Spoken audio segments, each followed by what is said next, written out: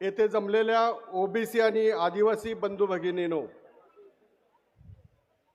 आज आपण विनंतीला मान देऊन मोठ्या संख्येने उपस्थित झाला त्याबद्दल आदिवासी कोळी जमातीच्या वतीनं आणि सर्व ओबीसी जमातीच्या वतीनं मी आपलं सहर्ष स्वागत करत आहे।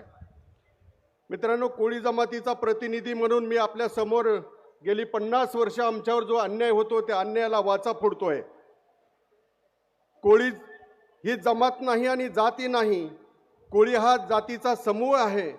जसं 350 जातीला ओबीसी म्हटलं जातं, तसं कोळी जमातीमध्ये 40 ते 45 जाती आहेत, त्या सर्व जातींना कोळी म्हटलं जातं। मानववंशशास्त्रज्ञ इंथोवेन यांनी कोळी जमातीच्या या 40 ते 45 जातीचे 4 प्रकार केले। महादेव कोळी, मल्हार कोळी, टोकरे कोळी, ढोर कोळी आणि सोन कोळी। या 4 प्रकारापैकी एक प्रकार जो आहे तो एसबीसी मध्ये आहे, सोन कोळी ग्रुप।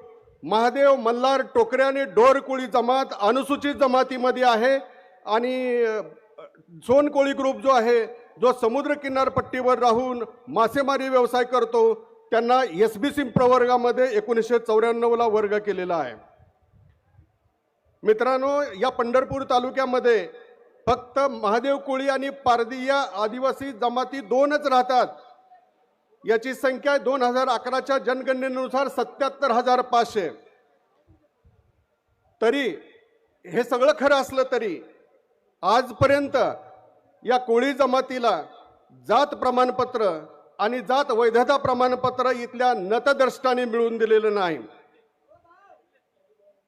2011च्या जनगणनेनुसार महाराष्ट्राची लोकसंख्या 11 कोटी आहे, आदिवासींची लोकसंख्या 1,05,00,000 आहे।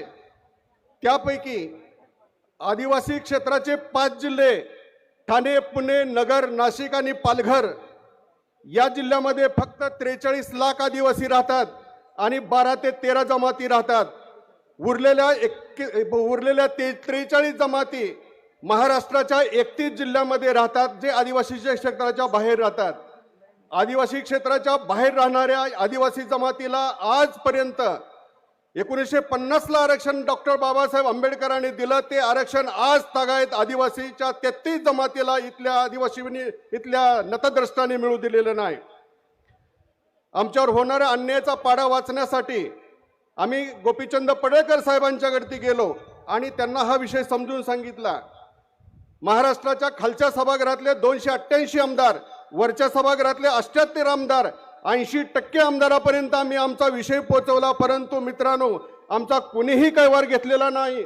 फक्त गोपीचंद पडळकर साहेब आमच्यासाठी धावून आले। लोकनेते गोपीचंद पडळकर हे अन्यायग्रस्त आदिवासी 33 जमातीचे नेते आहेत, ओबीसी समाजाचे नेते आहेत। त्यांनी आमच्यावरती होणाऱ्या अन्यायाला सभागृहामध्ये वाचा फोडलेली आहे। आदिवासी विकास मंत्री विजयकुमार गावित यांनी सभागृहाला खोटी माहिती दिलेली आहे।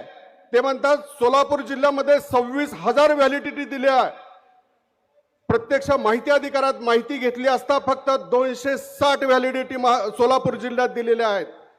अरे तो म्हणतो 26,000 दिल्या आणि माहिती अधिकारातली माहिती घेतली तर 260 व्हॅलिडिटी दिल्या।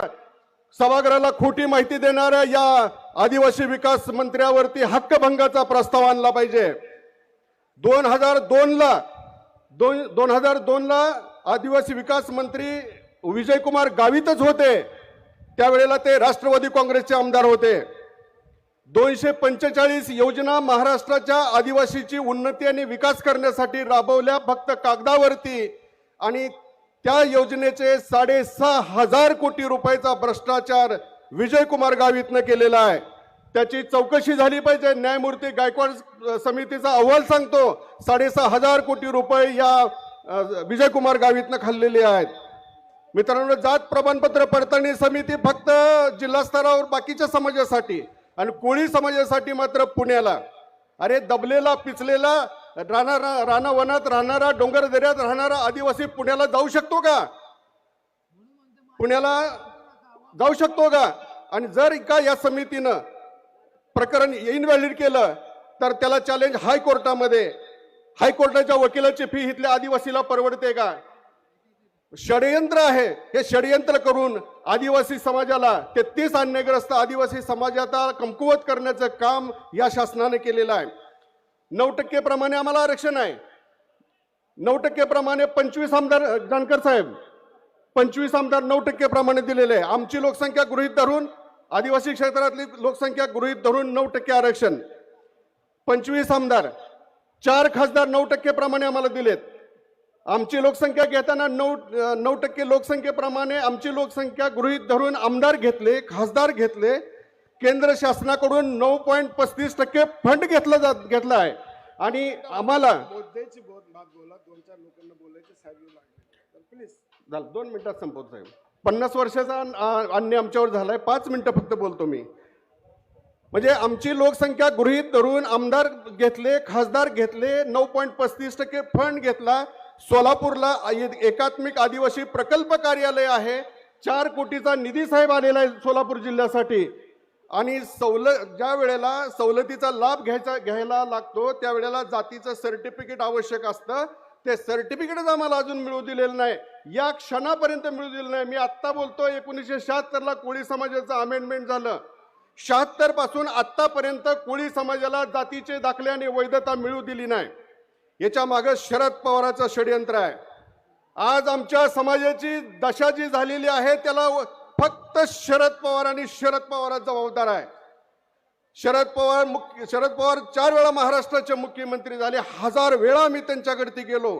आमच्या प्रश्नाकडे डुंकून सुद्धा त्यांनी बघितलेलं नाही. त्यांच्या मंत्र्यांनी जो भ्रष्टाचार केला, 6,500 कोटी रुपये जे गावीतने खाल्ले ते त्यांनी पक्ष चालवायला वापरले आणि आम्हाला सवलतीपासून वंचित ठेवण्याचं षडयंत्र शरद पवारांनी केलेलं आहे. मित्रांनो, फक्त एवढंच करायचं आहे आता आमच्यासाठी. एवढंच करायचं आहे राज्य शासनानं. फक्त एक परिपत्रक आम्हाला काढायचं आहे. आदिवासी क्षेत्राच्या बाहेर राहणाऱ्या कोळी जमातीला जात प्रमाणपत्र आणि वैधता प्रमाणपत्र सुलभरित्या देण्यात यावं. का तर आमची लोकसंख्या गृहीत देऊन आमदार बरोबर आहेत, खासदार बरोबर आहेत, फंड बरोबर आहे. फक्त परिपत्रक काढून आम्हाला न्याय द्यावा अशी मागणी या ठिकाणी मी देवेंद्र फडणवीस साहेबाला करतो.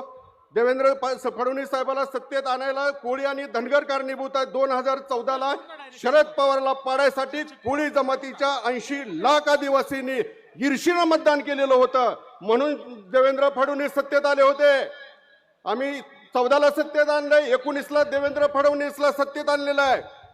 आता 24ला जर आम्हाला न्याय नाही दिला तर कोळी जमातीची संख्या 45 लाख आहे. 70 मतदारसंघामध्ये आमचा प्रभाव आहे. जर का आम्हाला न्याय नाही दिला तर या विधानसभेतले 70 आमदार कोळी समाज पाडू शकतो आणि निवडून आणू शकतो. विनंती आम्हाला देवेंद्र फडणवीस साहेबांनी आणि पडळकर साहेबांच्या माध्यमातून त्यांनी आम्हाला न्याय द्यावा एवढीच विनंती करतो. जय आदिवासी, जय भीम, जय राघोजी, जय बिरसा. मान्यवरांना विनंती आहे, कृपया आपण 2 मिनिटांमध्येच थोडंसं भाषण उरकत घ्यावं. यानंतर जे बोलणार आहात आपण त्याच्यामध्ये योग्य ते भाषण लोकांपर्यंत पोहोचावं, लोकांना योग्य विचार आपले